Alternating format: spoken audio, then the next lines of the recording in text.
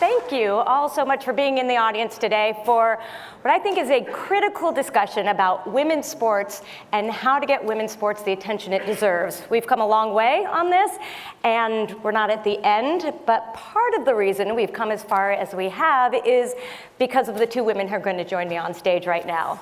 So if they could come on. Colie Edison is the Chief Growth Officer for the WNBA.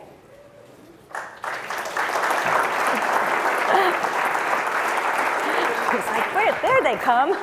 And Amanda Lamb is the Senior Vice President of Global Brand for Wilson Sporting Goods. Hi. Hi. Thank you so much for joining us. To start this conversation, I want you to just set the stage, Colie, if you can, and talk about where we are in women's sports, particularly focused on the WNBA. Yeah, so I think what we're seeing at the WNBA is this confluence of a lot of positive momentum, right? So the game on the court, the product, is the best it's ever been. I don't have to tell you, we have generational talent coming out. You're gonna see Cam today. And their followership that they've been able to acquire through NIL, through college, equals viewership at the professional level. So you have generational talent, you have games of consequence, right? We have a short season, only 40 games, and then you have household names that are turning into rivalries. So I think when you put all of that together, what's happening is we are elevating it from just women's sports to fans of general sports are tuning in to WNBA. It didn't come out of nowhere, though, right? It's you hear these entrepreneur, 20-year overnight success story, and I think that's what we're seeing. People who are watching WNBA, so I'm like, it's come out of nowhere, but not the case. And Amanda, you and Wilson have been involved in this for quite a long time, kind of setting the stage. Yeah. We're a 110-year-old company, brand that I think is going through quite a renaissance, and I think it's perfect timing as we think about the movement in women's sports. We've been pivotal in driving and kind of creating the LPGA. We were back developing the first basketball for the Women's Basketball League several years ago. And when we stepped out on court in 2021 with the WNBA, I think that was a very monumental, big step for us in terms of how we want to show up more often for athletes, and particularly women in all sport. Why? Why did you decide to do it? Well, I mean, there's the economics of it, right? There's a lot of women who play sports who need to be supported. I think when you're a brand in this space, you also recognize you have an obligation to drive that inclusivity, to provide access to the game. And I think as you develop and mature, even after 110 years, you've got to connect with players at a more emotional level. And that's really where we are in our journey. You might know Wilson from what's in your garage. It might be the racket you played with or an A2000 ball glove. But what we have to do to attract this new generation of players is connect with their hearts. And I think that being able to sit on this panel alongside the WNBA is so important in helping connect with those young female players. I think what must be neat for both of you in this partnership is, you said, of course, it's about economics partly, but also it's a movement. Yeah. And how does that play into the partnership that you have together? Yeah, I think it's about long-term strategic partnership that ultimately ends up with the growth that we're seeing right now. I mean, it takes an entire ecosystem to really lift up a league like the WNBA. And for so long, we really were in this vicious cycle, right? So media companies weren't giving us the windows, and we weren't able to show our games to the most people possible. And we weren't able to do that because they said, well, you don't bring in advertisers. But we can't bring in advertisers if we don't have the windows because we don't have the viewers, and we don't have the viewers, and it keeps going. So it takes advocates and people who are willing to lead change in order to break through, and I think that's what we're seeing now. You also, when we were talking the other day, Amanda, you were saying that it is more than just a partnership, that you really feel like you're in it together, and you had some neat examples.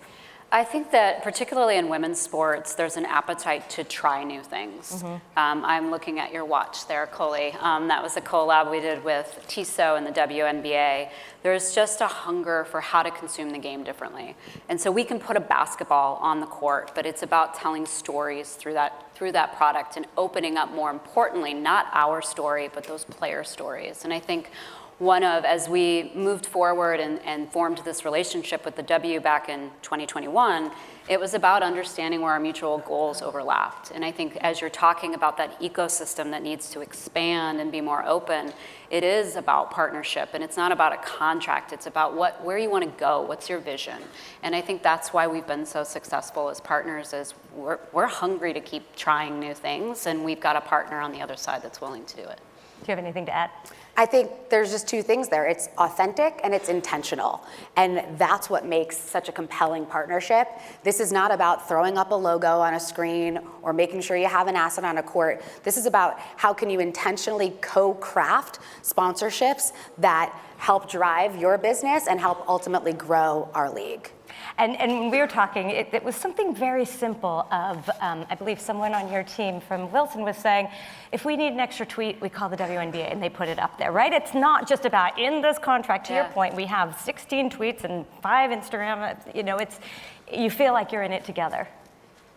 I think the movement around the game and what we're talking about inspires that, right? We realize that the more we share our voice and our players' voice, that there's growth everywhere. It's not a zero-sum game. And I think that's, the more you find partners like that, the more you grow not just your business, but your brand and meaning and your role in these young girls' lives and boys' lives. Do you feel this not just in basketball, but in all sports? Sorry. Go ahead, take it, Amanda. I think for us, for sure. I mean, as we think about just I can speak to the last 12 months. I mean, obviously the W, our relationship with Caitlin Clark, has sort of expanded how we think about speaking to female ambassadors in particular. We do a ton of work in the tennis space, as well as I'm excited about women's flag football. So if you think about just in our lifetime, the idea that this sport that has existed for so long is now being opened up to this whole other demographic in such a big, meaningful way. We're going to be right there developing a product just for her as she plays. So I think what we're seeing is you mentioned it kind of helping spur the growth for the W, but it's a willingness for brands, for partners, for people to take the risk and bet on women. And I think that's paying off dividends across any sport category where women want to show up and play. And to that point, girls drop out of sport at a rate 2x of boys by the time they're 14. So this is not just about the next generation of fans, it's the next generation of female athletes who we need to support. And partnerships like Wilson and the grassroots efforts that we put on together with Her Time to Play and Junior WNBA really support that. Where do you think we are in the trajectory? Obviously, this rookie class is phenomenal. We talked about how you've been they might have sparked the fire, but the fire was already there, but they definitely sparked the fire. So what happens now when we look forward? Yeah, I mean, it's this rookie class, and then Paige will come out, and Juju, who you'll see later, will come out, and Hannah will come out, and there are so many others that I think the sky is the limit. I think what we have done is set up the roadblocks, the blocking and tackling to support a long-term, financially stable business model at the W, and that's going to allow us to lift up the stories of all of these athletes. So I think, we're really just getting started, and what's great is that the women who are coming in have grown up watching the WNBA, and they didn't have to only see men in this role. They got to see women take on these leadership roles, and I think it's a microcosm of women in the workforce, and so I'm proud to say that the future is super bright for the W. And does that mean a lot for your sponsorship?